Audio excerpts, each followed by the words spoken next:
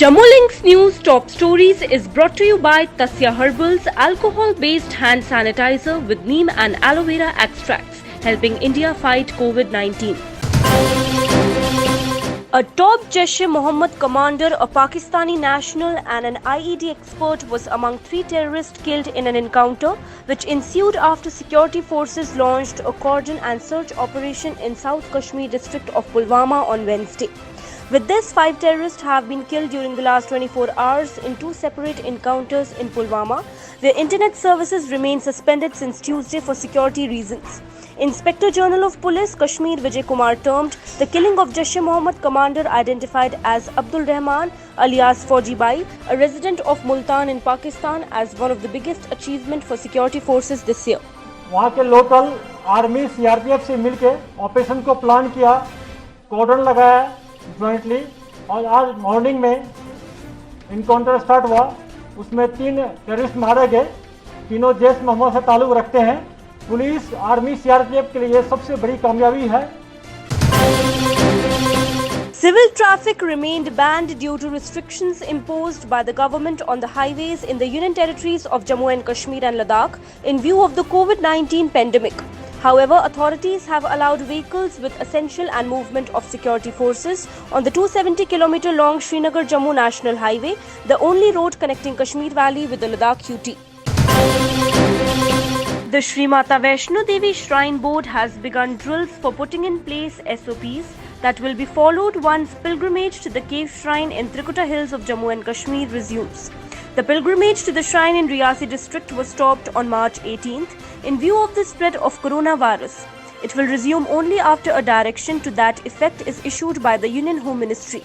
The markers of social distancing are being painted. Horse owners and their animals are undergoing medical checkups, and other safety measures are being put in place en route to and at the cave shrine. The district administration in Srinagar has assisted over 7,000 non-COVID health emergencies and ailment cases with assistance ranging from free dialysis, transportation, drugs, medical checkups, hospital assistance, chemotherapies and other required assistance. At the onset of COVID response in Kashmir, the district administration launched an interactive voice response system based call center in April, aiming a holistic response to various emergencies and COVID-19 related coordination as well as addressing public grievances. Minister of State for Prime Minister's Office Dr. Jitendra Singh on Wednesday spoke to Jammu and Kashmir administration on the decisions regarding the reopening of the schools from 15th June 2020 and the new rules for vehicles registration tax, and suggested Union Territory administration defer both the decisions. Singh took the microblogging platform Twitter to apprise about his discussion with the government of Jammu and Kashmir. Earlier, directors of School Education Kashmir and Jammu were directed to make availability of safety items in government schools to students in view of the outbreak of deadly COVID-19. J&K Government Employees and Workers Joint Action Committee on Wednesday strongly projected the long-pending issues of the employees of J&K UT. In a joint press conference addressed today, Babu Hussain Malik, State President, made a strong appeal to the Lieutenant Governor Girish Chandra Murmu to fulfill all the pending demands of the employees, including removal of pay anomalies of clerical cadre. A Hindustan Petroleum Corporation Limited gas tanker skidded off the road and fell into a 15-foot deep ditch in Samba district of Jammu and Kashmir on Wednesday, killing 1 person and injuring another. The tanker, which was on its way to Srinagar, turned turtle near Charawa village on the Samba Majalta Udhampur road. Immediately after the accident, rescue teams from the HPCL, along with duty magistrates, police, fire and emergency services, and SDRF personnel reached the spot and evacuated residents from nearby houses as a precautionary measure. Human Resource Development Minister Ramesh Pokhriyal Nishank on Wednesday released the alternative academic calendar for class 11th and 12th. The calendar provides guidelines to teachers on the use of various technological tools and social media tools available for imparting education in fun-filled, interesting ways, which can be used by learner, parents and teachers even while at home, Pokhriyal said according to an official release. Pakistan Army continued its ceasefire violation by resorting to intense firing along the line of control in Poonch district of Jammu and Kashmir on Wednesday, prompting retaliation from the Indian Army. The exchange of fire between the two sides lasted for quite some time. However, there was no report of any side casualty or injury on the Indian side. The number of people who have tested positive for COVID-19 in India crossed the 2 lakh mark on Tuesday. However, of these 2 lakh cases, over 1 lakh were reported in the last 2 weeks. India saw coronavirus outbreak in March. By March 10, India had 50 cases. The number of COVID-19 cases has risen rapidly in the country since then. On May 18th, India's COVID-19 case tally reached 1 lakh. This was 110 days after the country reported its first case.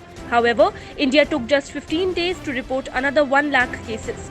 Authorities said the recovery rate of COVID-19 patients is improving constantly in India and they are in a much better position in handling the pandemic.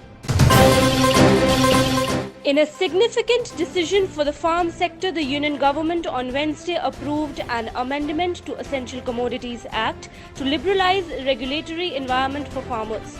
Briefing the media about the decision of Union Cabinet, Information and Broadcasting Minister Prakash Javadekar said that it was a landmark decision which will benefit farmers. He said farmers will now have the freedom to sell the product anywhere.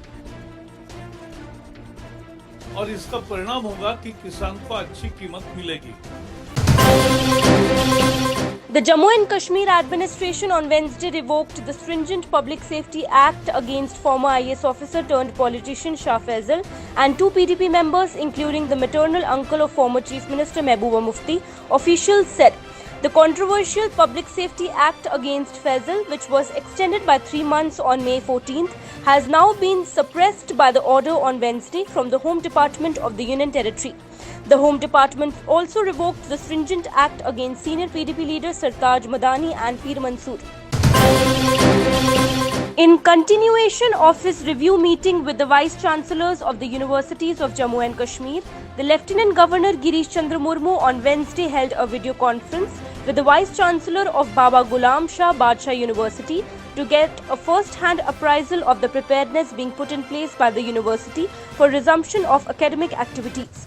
The Lieutenant Governor sought a detailed report on the precautionary measures taken by the university and its post-lockdown preparation. Lieutenant Governor Girish Chandra Murmu on Wednesday launched JK Employee Salary Tracker mobile app Mera Watan at Raj Bhavan. The Lieutenant Governor observed that the newly launched application is aimed to provide salary-related information to employees. With the launch of Mera Watan app V1, the employees specially posted in remote and rural areas who don't have access to the DDO will easily assess their salary and other details anytime, he added. He called for more automatic for various functions and schemes of the employment to facilitate employees as well as general public.